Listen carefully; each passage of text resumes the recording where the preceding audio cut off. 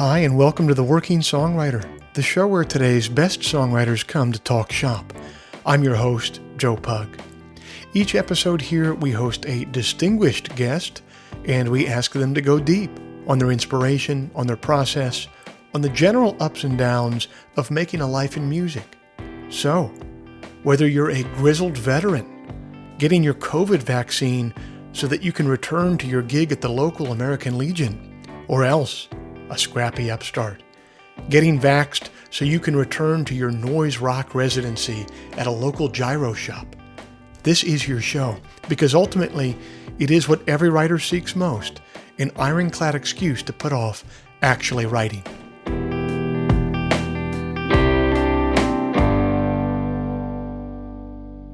Hey everybody, it's the third Friday of March 2021, and I thank you for joining us. This week's show is brought to you by Bandzoogle.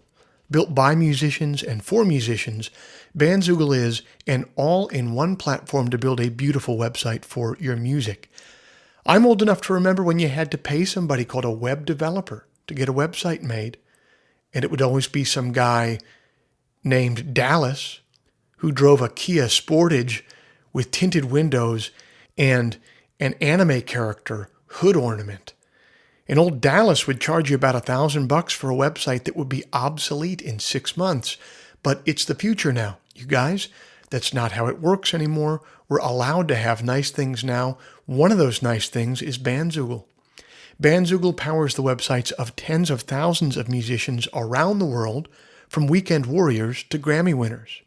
All the features you need for a professional website are already built in. Hosting and a custom domain name, dozens of fully customizable design templates, tools to sell your music and merch commission-free. It's a wonderful product. Listeners to the Working Songwriter podcast can go to bandzoogle.com to try it for free for 30 days. Just use the promo code TWS, the initials of our podcast, TWS, to get 15% off the first year of any subscription. If you'd like to hear some of my music live in the coming weeks, every single Sunday night at 9 p.m. Eastern, I'm over on YouTube for Sunday Songs. It's a live stream. I'm live. I'm playing tunes live. I'm taking questions in the live chat. I'm taking requests in the live chat. It's a really fun, really interactive experience. I'd like to say that we're building something of a little community over there, including many people who are listeners to this podcast. So come on over and be a part of it. Every Sunday night, 9 p.m. Eastern on YouTube, head to YouTube and search for Joe Pug, or go to joepugmusic.com and click on the live stream tab. Finally, if you enjoy this podcast, if you'd like to help it remain a viable endeavor for me, here's a couple things that you could do to help. First, you could become a supporter of the show over at Patreon. Patreon is a platform that allows you to directly support creative endeavors that you find meaningful. You just head to their site, Patreon, you search for The Working Songwriter, or you search for my name, and then you sign up to kick in a few bucks every month for the show. Think of it as a voluntary subscription, a subscription that you don't have to pay, but that you choose to pay because you dig the show, and you won't miss a couple of bucks at the end of the month. If just 1% of our listenership would kick in the price of a cup of coffee every month, it would make an immense difference for me. So thanks to everybody who's already done that. If you're not in a position to do that, I totally understand. You could still help out our show by either leaving us a rating in the iTunes store, which is free, or spreading the word, telling a friend about the show who you think might dig it. That's free as well. The simple math on those two things is that they will help me much more than they will be a pain in the ass for you. So thank you everybody for doing those things. That's all the harassment I have for you this week, and I hope you dig this chat.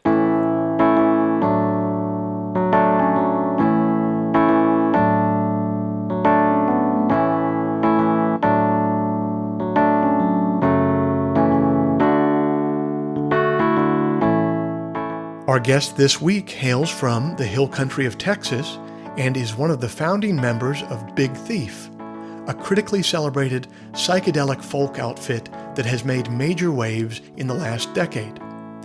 Buck Meek attended Berklee College of Music, but didn't really start his career until he moved to New York after university and met Adrian Lenker. The two of them formed Big Thief and quickly rose to national prominence. Their 2017 album Capacity was named NPR's #1 record of the year. They played Austin City Limits Festival, Pukul Pop, Coachella, and the Pitchfork Music Festival. They've shared the stage with The National, Conor Oberst, M. Ward, Wilco, and many others. Big Thief has recorded for Saddle Creek and 4AD Records, and now Buck has stepped into the spotlight on his own with a solo project released on Keeled Scales.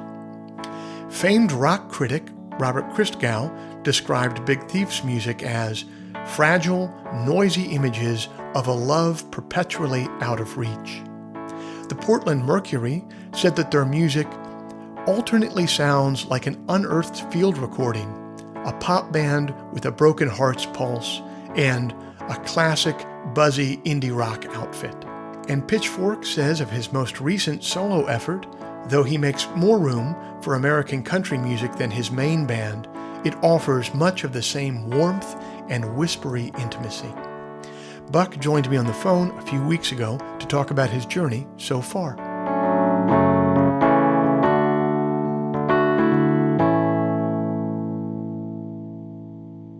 Buck, Meek, thanks so much for being a part of the Working Songwriter podcast.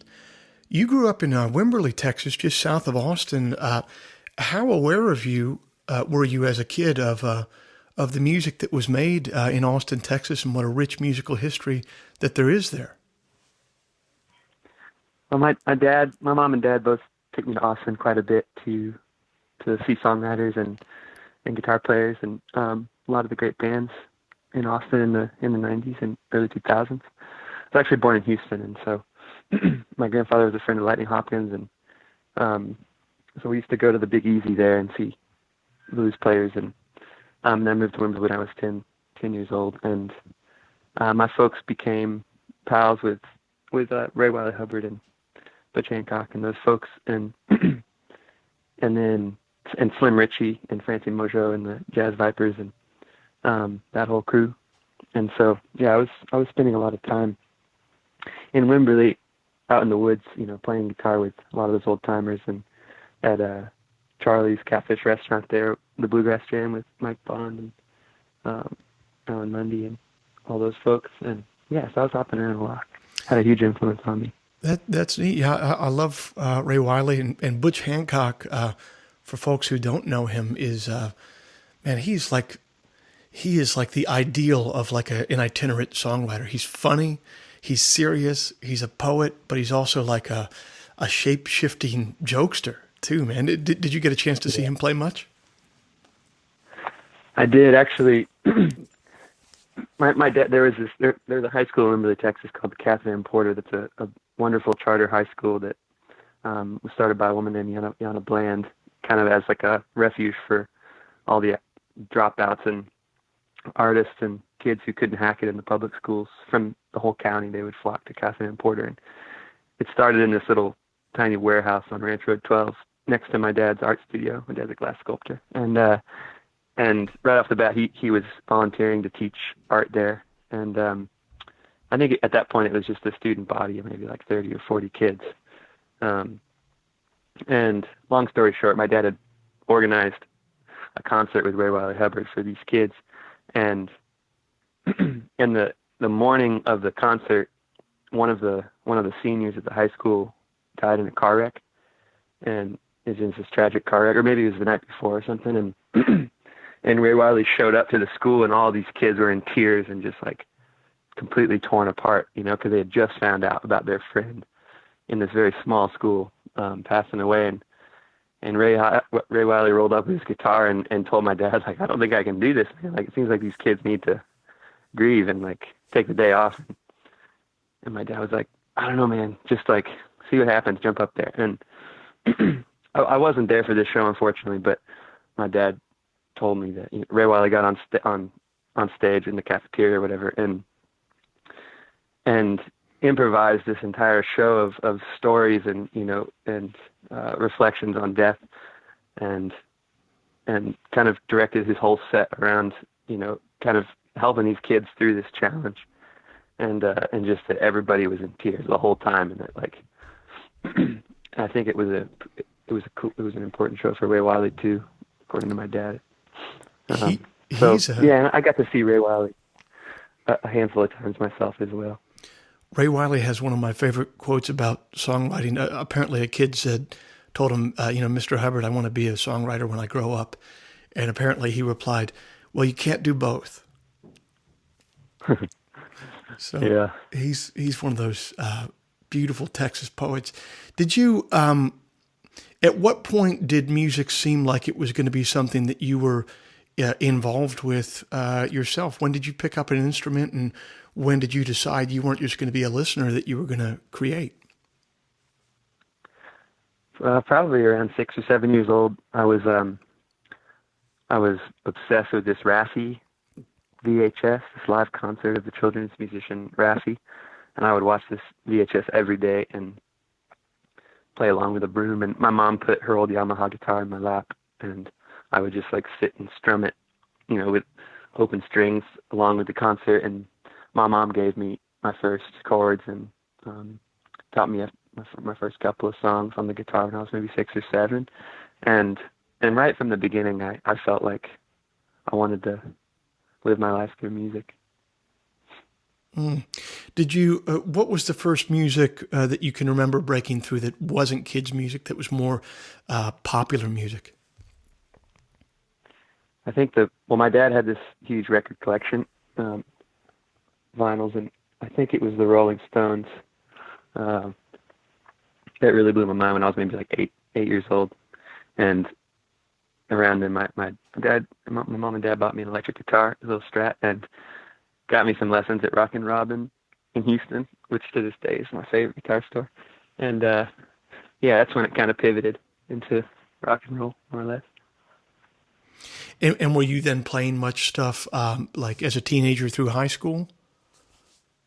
Yeah, I went through phases. So when I moved to Wimberley when I was 10, and my mom and dad started this program at the schools there called Arts in the Heart. It was a nonprofit program to provide art lessons for the Wimberley kids, because the year we moved there from Houston, the public school had cut all of the arts programs. They fired all the art teachers and bought like an $800,000 football field.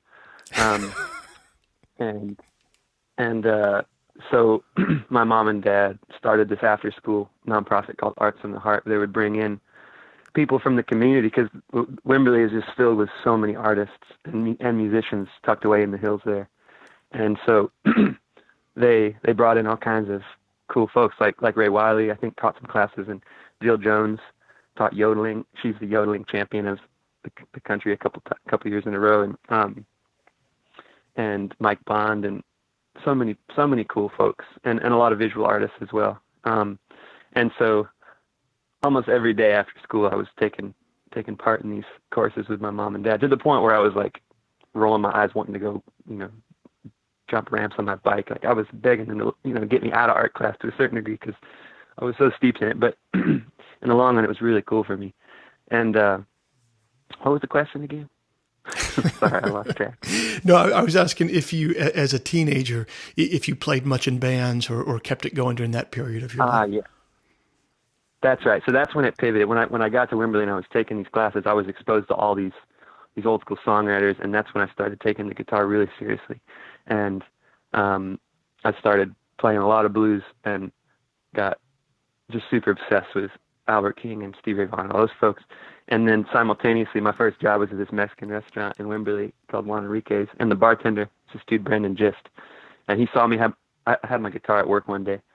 I think I was like 15 or 16, and he saw my guitar, and he invited me over. He had this little shack behind his house in Wimberley with this old silver-faced twin, and we would just both plug into that one amp, and he taught me like to play the shuffle, and would back him, and I would back him up playing blues, and he got me my first gigs around Wimberley, like at the Wood Creek Tavern and all the ice houses around there. And so that was my first real experience in playing with other people. And he had this wild crew of old folk, old players in town. Yeah, so he threw me in the fire.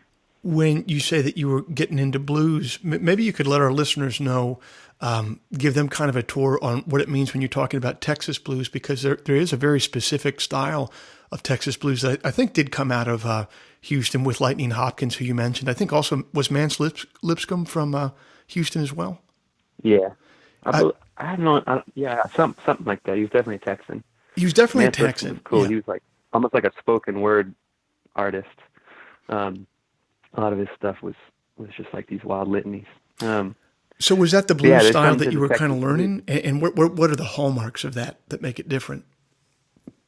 Well, with Brandon Gist, I was more learning like the modernized, or not I was learning the electric Texas blues, and Gotcha. actually Brandon was from Memphis, so like, um, I was kind of exposed to a whole synthesis, but more like at that point I was obsessed with Stevie Ray Vaughan and with Albert King specifically.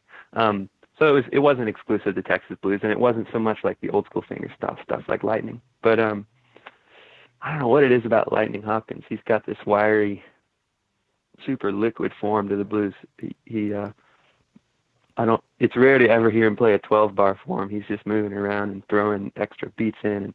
And how would you break that down? There's definitely a lot of counterpoint happening. Like there's a lot of work with his thumb, and he's playing the melodies with his fingers on his right hand. A lot of lot of counterpoint. Yeah, very, Super very, driving, rhythmic style on the guitar. very kind of vocal Yeah, sound to it out of a guitar as well. So yeah. you ended up, if I'm correct, you ended up going to school for music then for college. What made you want to choose that track? Because like you said, in some ways, with your folks encouraging it so much at a certain point, as a teenager, you think to yourself, well, screw this. I just want to go outside and ride my bike or something like that. What made you decide that music was going to be a thing that wasn't just some passing fancy of your youth, but something that you were going Yeah. to go into? Well, that confliction was more, just when I was like 13 years old and I was just starting to like, steal cigarettes and stuff. But as soon as I caught wind as soon as I got wrapped up with Brandon Gist, and as soon as he put me on on a stage at a little tavern in Wood Creek, I was in. There was no going back. And at that point, I knew I wanted to play the guitar for the rest of my life and write songs. And I became pretty devoted to it. And then a couple years after that, when I was in school at Django Porter, high school there, they brought in this player named Django Porter, who's this wild manouche jazz guitar player named after Django Reinhardt, actually by his father, Price Porter, who's a pedal steel player who played with with Merle Haggard and Freddie Powers and stuff. And he kind of comes from this Western swing family. But Django came in and with one of those old manouche guitars, like the Stellar McAfee style oval hole guitar, and he just blew my mind with this whole world of Django Reinhardt songs and Romanian waltzes and Spanish flamenco style stuff, all on the acoustic guitar, and he took me under his wing and yeah, just exposed me to all this super wild harmony and I would just hang out with him every day. He lived right outside of town, and again he taught me how to play that pomp rhythm style, like the in the Quintet de Hot Club de France, Django Reinhardt style, like rhythm guitar, and I would just back him up, and so he blew my mind with all these wild chords, all the 6 and flat 9s and 13s and like melodic minor scales, and just kind of opened my mind to a much deeper world of harmony. And long story short, he wrapped me in with Slim Ritchie and that whole crew, and so yeah, I was kind of guided through music by all these old timers, and kind of invited into their inner circles, and was really lucky in the hill country there, and that is what made me want to study music, and specifically to study swing and jazz. I really fell in love with swing at that time when I was like 16, 17 years old, and I wanted to deepen my relationship with that whole world. And so I went to Berkeley to pursue that. And then as soon as I got there, I felt, as soon as I got to Boston, I kind of went through this existential crisis of feeling a bit out of place, because the community that I was raised in Wimberley, and in Austin with all these old timers who were just playing jazz for dances and for parties and at 3 a.m. and for barbecues and weddings on the river and at these ice houses with people getting in fights and like in such a living scene. I got to Berkeley and it was just a completely different scene, very like just institutionalized and super powerful in its own way, but I just didn't really relate to it. So I kind of had this moment of existential crisis for the first year or so, and that's when I started writing songs because I was kind of just left with myself, my own dreams, and so I started really writing songs to kind of create my own musical world. Yeah. It's funny how when something becomes institutionalized like that, in some ways, I'm sure it takes the form further along and develops it. But at the same time, it sounds like in some ways what you're describing there maybe kind of lost sight of its roots, which were, you should be playing this for drunk people at midnight. Yeah. Yeah, it's volatile. I mean, it's a double-edged sword. I think that there's a lot of it, strengths to those educational systems. Like, I mean, one cool thing about Berkeley, for instance, is that it brings kids from all around the world together, and just puts them in the same room. And honestly, I think that the most magic that comes out of Berkeley is just from like what the kids are doing after class, staying up all night and skipping class, making music together. Kids from, one kid from Zimbabwe and another kid from South America, and then some kid from Wimberley, like sitting in a room making music and just figuring something out. Like that's where the real stuff happens at Berkeley, in my opinion. But that probably wouldn't happen if it weren't for the institution and like this kind of common language that is bringing everybody together and also creating friction. There's also, I think, a lot of power in that friction of kids coming there and feeling like they have something to push back against, like a little bit of rebellion in their musical development. Dude, I know exactly what you mean. I have young kids now, and I'm always telling my wife, I'm like, I have to provide my children something to rebel against. You know what I mean? Yeah, for sure. So I got to be the man sometimes, unfortunately. So if you started writing songs almost, it sounds like you started writing songs to almost scratch an itch that wasn't being scratched for you in that institutional environment. What kind of songs were coming out of you then that were providing that that sense of home, that sense of your originally falling in love with music? At first, they were pretty weird, and I think the first songs were pretty influenced by swing, with that kind of swing rhythm and a lot of syncopation and these old school song forms, like 1930s and 40s song forms and stuff like that, kind of riffing on that whole genre. But then it slowly started evolving into weird, odd time signatures, and I was in Berkeley and I was being exposed to all this wild stuff, all this modal harmony and stuff, it was passing through me and I was writing with it. So I think I went like really far in that direction when I first started writing songs to a certain degree. They were pretty abstract and asymmetrical. Unfortunately, I don't really remember any of them either. It was all just part of a flow, but yeah. You end up finishing up at Berkeley and then moving down to New York. Can you talk about Brooklyn and the New York City that you found on the ground after college, what it looked like there? Yeah, that was the coolest because, basically my entire musical community at Berkeley, all the kids that I had developed friendships with and collaborated with at Berkeley moved to New York. Most of them did.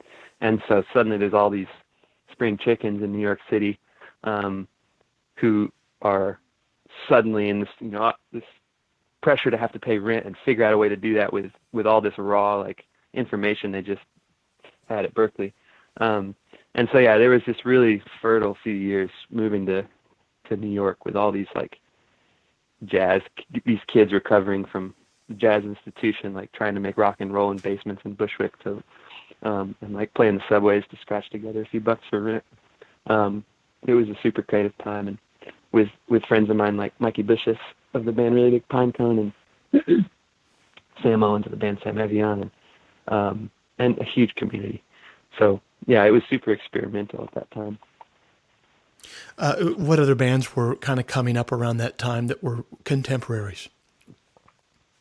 There's bands like Landlady and Relatives, and let's see, my friend Nick Hakim, and Twain, one of my best friends, Matt Davidson. He has a band called Twain, and yeah, so many good ones.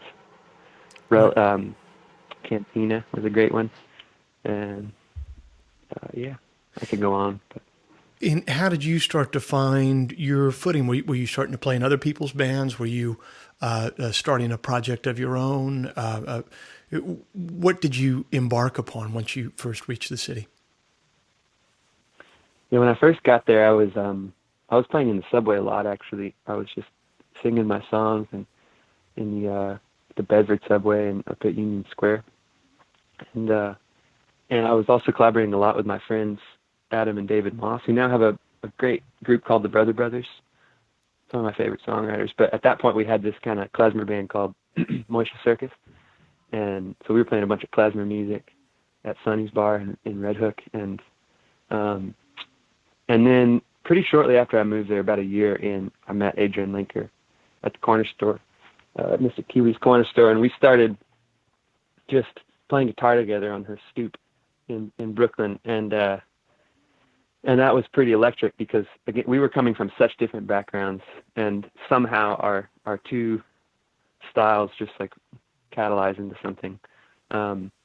She had this approach to the guitar that was super fluid, and she had all these wild open tunings and these super intricate right-hand finger picking techniques, and of course these incredible songs, an approach to lyric writing with just this really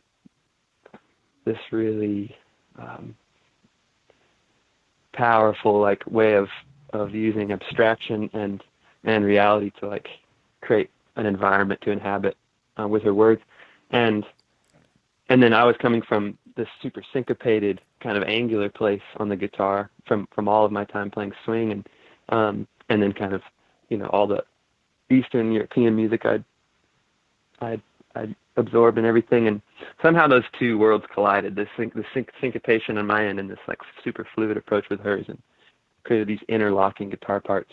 So for like a whole year, we were just experimenting with that behind closed doors, and then we started writing songs together and playing house shows around Brooklyn. So that was kind of the beginning of what then led to Big Thief, which, you know, in some ways ended up just taking like my whole life. You know, I just jumped in that river and you know, hit the road basically. You jumped in that river and it washed you away like a flood through Wimberley. So but the two of you had a bit of a proto project before Big Thief, playing as a duo, if I've read correctly. Can you kind of describe those years? You guys spent some years on the road, just the two of you, touring a bit? Yeah, we had after that year or two of writing in New York and playing house shows and little clubs around Brooklyn, like the Rod and Gun Club and Manhattan Inn, and just coming up as part of this really rich community that I spoke about. We just quit our jobs and we bought this old '87 Chevy van, and we just pulled every favor we possibly could and booked every little show we could find around the country, mostly down to Texas and back. On our first tour, we set the Kerbville Folk Festival as our destination, and we just played a bunch of birthday parties and like empty bars on the way down and back. Just singing our songs as a duo, and then made our way to Kerbville. Adrian entered the New Folk competition and swept up, and then we headed back to New York and started building a band because the songs were kind of evolving into a more electric place. After that first year of playing as a duo, they were getting a bit wilder, and Adrian was playing electric guitar all of a sudden, and they were begging for a band, and so we got back to New York and started experimenting with different drummers and a bassist, and then found our boys. The Kerbville Folk Festival that you guys traveled down to, had you been aware of that when growing up in Texas, or was that something you found out, moments before you played it? Yeah, to go back a bit, the Kerbville Folk Festival actually had a huge impact on my development. Around the time that I was playing with Slim and Django and all those, and Brandon, I was brought to the Kerbville Folk Festival, I think when I was 15 years old, by a friend, and it just completely blew my mind as to like this living library of songs and this community of writers coming out of the woodwork from all over the country to share their stories around campfires for 3 weeks. It blew my mind. It felt like home, as we say at Kerbville. And at that time, I was more of a guitar player, and so I was just moving around the campsite, backing people up on the guitar, and just kind of mostly just accompanying all these songwriters in a circle. I could sit there for 8 hours around the campfire till sunrise and just riff, and all these old timers were so welcoming. And so that was my gateway into it. But in the process, I was exposed to so many songs, so many just true stories, basically. That's really what it comes down to there. It's just people like telling their true story. And so I return every year. I think I've only missed a couple since I was 15 now, because I'm on tour or something. But yeah, it's been a huge part of my life. It's a pretty special festival. I talked to Joe Ely on this show once, and he said that during the first Kerbville, he claims that he saw Lyndon Baines Johnson, who then was an ex-president with long hair. He claims he saw him get high backstage. I wouldn't. I'm not surprised at all. I know, because it's not too far from where his ranch was, so not too far of a drive home. So you guys, that's the coolest thing about Kerbville. Kerbville is just this hilarious intersection of like all these acid hillbillies and old country folk and songwriters and like sensitive types, and everybody just mixes together and accepts each other. It's so funny. It's very so Texas. That's what I think of when I think of Texas in general. Me too.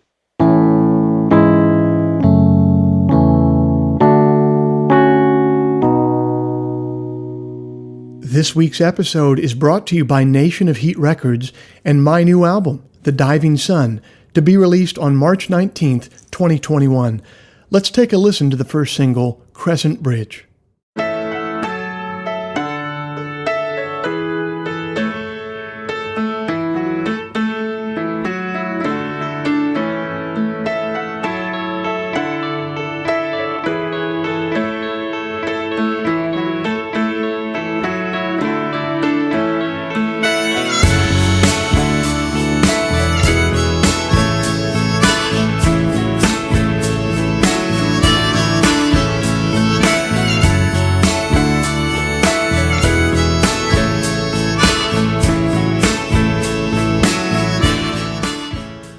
What began as a search for songs for a B-sides album morphed into an obsessive remix and morphed again into a proper album process. This new album features songs from sessions from my album Windfall and from The Flood in Color, and also a handful of songs written and recorded during the COVID quarantine. The result is an album that's unlike any other I've ever produced, but which also stands shoulder to shoulder with any album I've ever released. Can't admit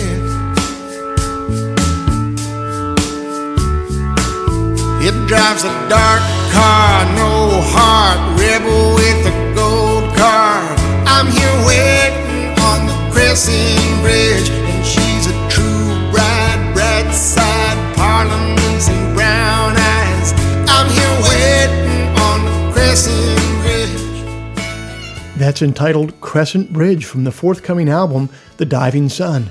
Go to joepugmusic.com to hear it in its entirety.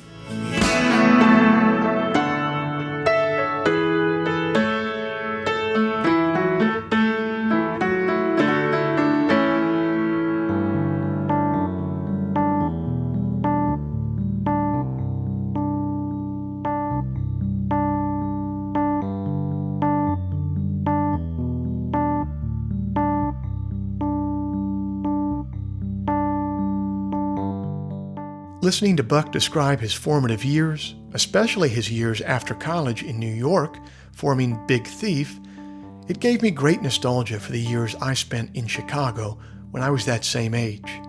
There really is something sacred about that time in an artist's life when they first strike out on their own from the institutional security of family and school.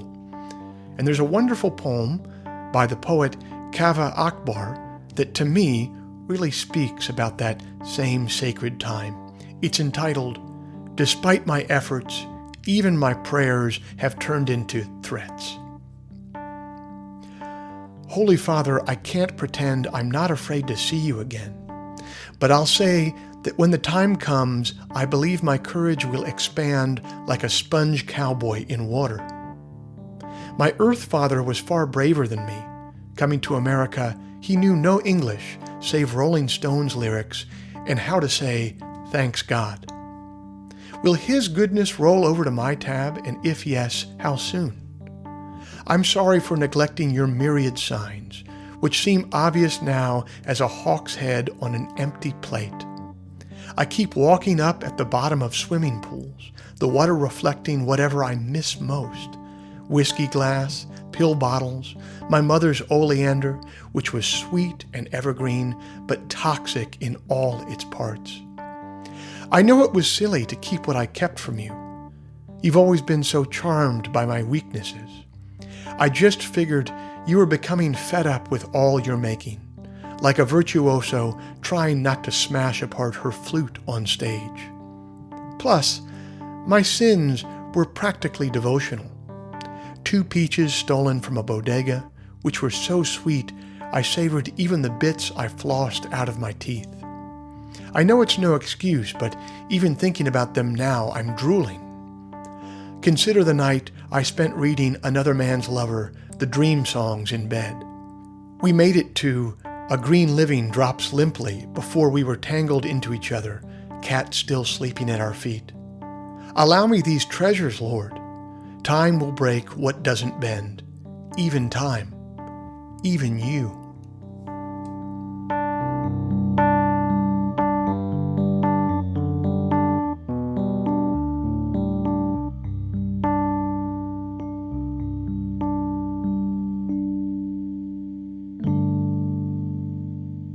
So when you head back, you've seen some success here, you've seen some kind of proof of concept down at Kerbville Folk. You start to develop into a more electric sound, what will become Big Thief. Can you kind of talk about how that project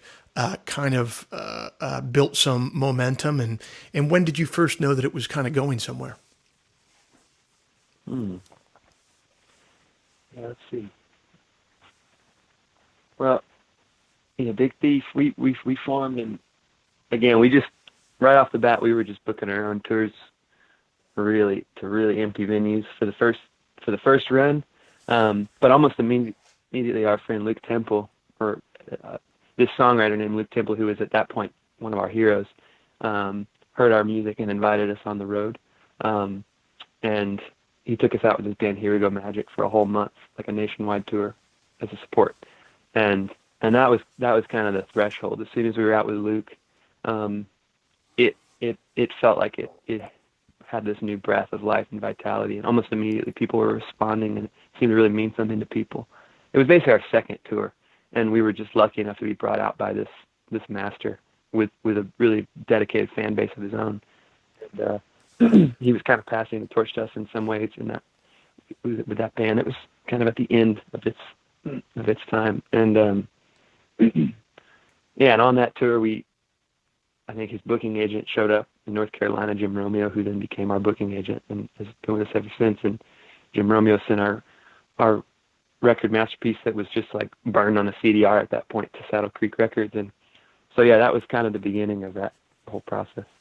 What did you learn on that second tour there? It sounds like that was your second tour, but certainly the most kind of professional tour at that point. What was the learning curve there? What are some of the things that you took away from it? Well, yeah, one of the things I learned is that in most cases, opportunities, quote unquote, opportunity in music just comes from someone who cares about you and believes in you, offering whatever they can to like help you bloom, to bring your music to the world. And that, like, I think that, yeah, in my experience at least, the doors will open. If you really put your heart into the music and you really believe in what you're doing and you dedicate your life to it, like, the right people will will hear that, and they'll open the door for you in whatever way they possibly can. And that, like, it's just this collective of love, really. And that tour really taught me that, working with, being invited out with Luke and meeting all the people that had helped him, and that he had, this whole community that he had built, and then kind of being invited into that space. That was the biggest thing I learned, for sure. I also learned about kind of how important it is to show up on time. We were so late to so many shows that our van broke down like 4 times. We almost died in the Rockies. I learned about the importance of good breaks, and yeah. Yeah. I'm sure his tour manager at the time loved you guys showing up late for the opening sound checks. Man, that's really cool. I think the most lasting opportunities and the most important opportunities always tend to come from other musicians rather than someone on the business end saying that they can make something happen for you. It's just always another musician hearing what you do and their heart being touched by it and saying to their manager or whatever, well, screw it. I know who you want to open this tour, but I love this band here. They're coming on out. Absolutely. Yeah, music is the thing. That's the business wouldn't be there if it weren't for the music. And sometimes we forget that. We get it backwards, but you got to make the music. Don't worry about the business. It'll come together if the music's there, Well, that's what's so interesting about it, is that audiences are still pretty sophisticated, and at the end of the day, they still choose. They're the ones that choose. Absolutely. You play a gig and it either touches their heart or it doesn't, and it doesn't matter how much money's behind your band or whatever, if your music is not touching people's hearts. Yeah. Music will lead.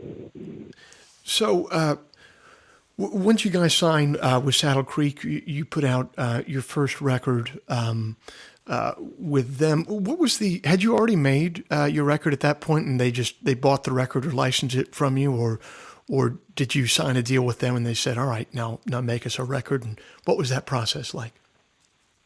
Yeah, we had made it. So to go back a little bit, whenever Adrian and I were playing as a duo, an old friend of hers, Andrew Sarlo, an old friend of hers from Berkeley, Andrew Sarlo, was an engineer working in New York, and he had invited us into the studio that he was working at after midnight. He had some free time after midnight, and we went in and recorded our duo record, the A-sides and B-sides, and kind of started this relationship with Sarlo, and it just went really smoothly, and it's really inspired. And so as soon as we put the band together, we called Sarlo and put together this session that became Masterpiece. We just borrowed our friend's house up on Lake Champlain in upstate New York. We borrowed a bunch of gear from our friends in New York City, a bunch of microphones, and Sarlo brought in James Krivchini to engineer. At the time, we were working with a different drummer, with Jason Berger, and so we just slapped this session together in a house with a bunch of borrowed gear, and recorded Masterpiece for like a couple weeks in this cabin. And yeah, that was before we had any business infrastructure whatsoever. And so when we went out with Here We Go Magic, we had that record on a CD, and we were just passing it out to people, and went from there.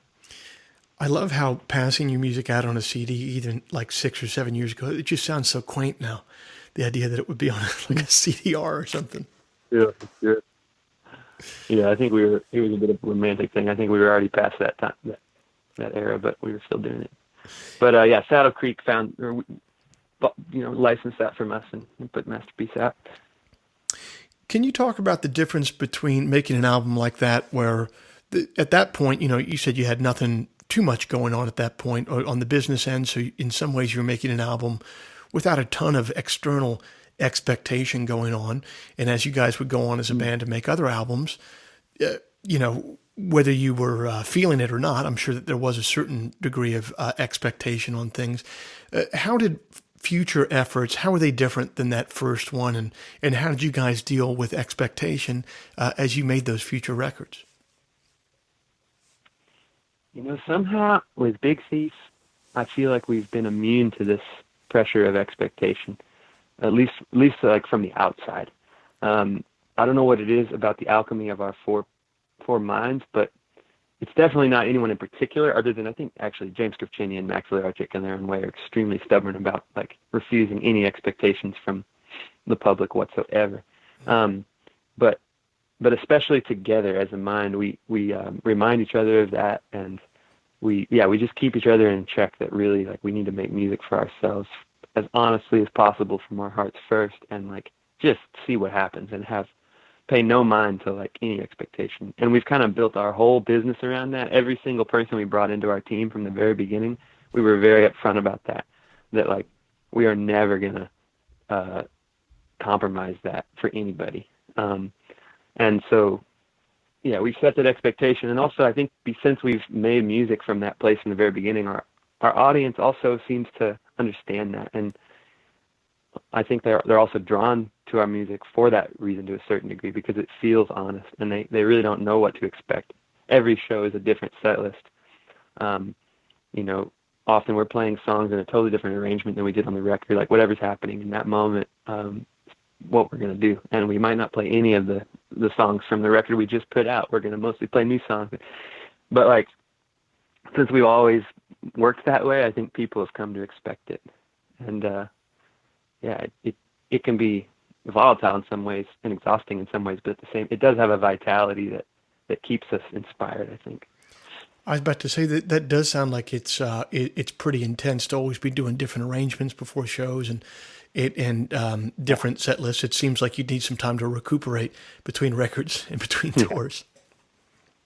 Yeah, but at the same time, it lends itself to this creative flow too. It's a beating heart that it's filled with adrenaline, and so in some ways it's just like continually it's always breathing too, which is cool. Can you talk to me a little bit? I've learned a lot from that. And, Big Thief as a group has taught me a lot about that, which I try to bring into my solo project too, because it's not necessarily it wouldn't have been my nature, I don't think. I'm a bit more of a perfectionist, at least by design, but Big Thief has helped me kind of break that in myself. Well, let's talk about that solo project that you're working on right now. What drove you to want to record albums of your own? Well, first, Adrian and I were playing everything together. Like we had started as a duo. We were mixing our own original songs, and then when we first put a band together, we were kind of mixing them up. And then at some point, we decided to separate those projects just to have a bit of creative autonomy there, and just to have a little more authority as songwriters, like with the arrangement process and everything.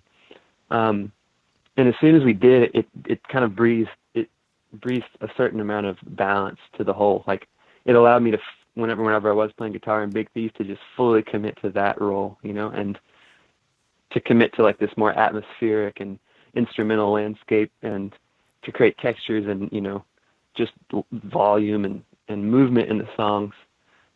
And then whenever I was writing and playing with my own project, I could fully commit to that role just as a storyteller. And I think the two things felt very symbiotic to me. They kind of fed each other. I learned a lot from both roles and yeah.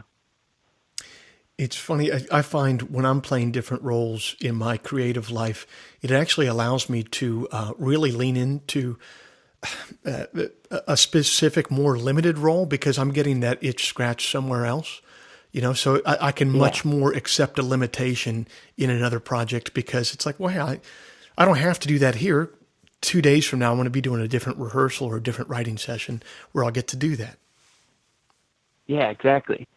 Yeah, because I need to play the guitar, but because I get to play guitar in Big Thief all the time, like with my solo project, I can kind of rest. And for instance, I found my favorite guitar player on earth, Adam Brisbane, to play in my band, and I just let him rip it up, and I just play acoustic for the most part, and and sing and commit to that, and just let Adam go wild. And so it's nice to switch it up. How has your writing process changed over the last 10 years from those songs that you were writing at Berkeley? You said that you can barely remember that. What you can remember of them, they were maybe a bit strange to now. How has your process changed in that time, if it has at all? think that it's just been a process of coming into a more honest approach to songwriting, to a more confessional space with my writing. And at this point, I think what really catalyzes my writing as a reactor is just confession. And I'm trying to pull the veil off of myself and really write something that feels true and naked, and just trusting that will hold some kind of universal meaning. That my subjective reflection will also represent some kind of universal truth, as all of our subjective realities do. Contributing to some like greater mythology of human experience. But I think that where at first I was more approaching songwriting as kind of like a puzzle and inhabiting different characters, and at this point I'm just trying to be myself, I suppose. Gotcha. Well, Buck Meek, thanks so much for taking the time to be on the Working Songwriter podcast. I appreciate it, man. Cheers. Thank you, brother.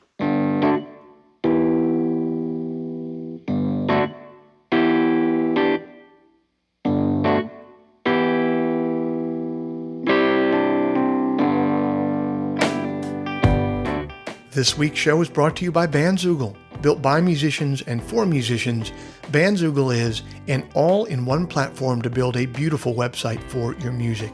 Use promo code TWS, the initials of our podcast, TWS, to get 15% off the first year of any subscription. Buck Meek's latest album is entitled Two Saviors, available everywhere music is sold or streamed.